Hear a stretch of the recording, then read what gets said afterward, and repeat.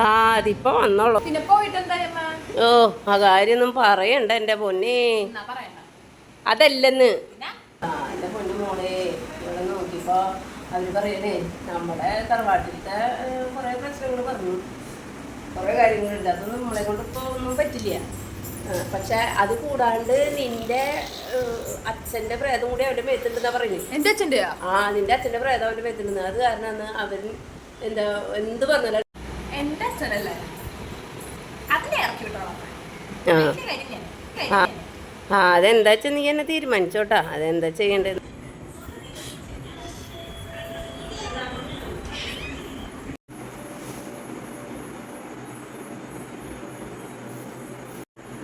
കുടിച്ചിട്ടുണ്ടോ ചേട്ടാ? നിങ്ങളോട് പലവട്ടം പറഞ്ഞിട്ടുണ്ട് ഞാൻ. നീ നിന്റെ അച്ഛൻ്റെ അടുത്ത് ചോദിക്കാറായി.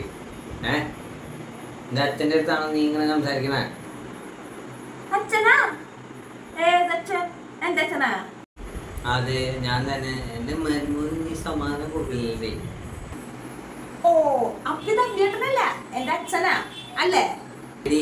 എനിക്ക് എന്താ മനസ്സിലായില്ലേ? അതെല്ലേ.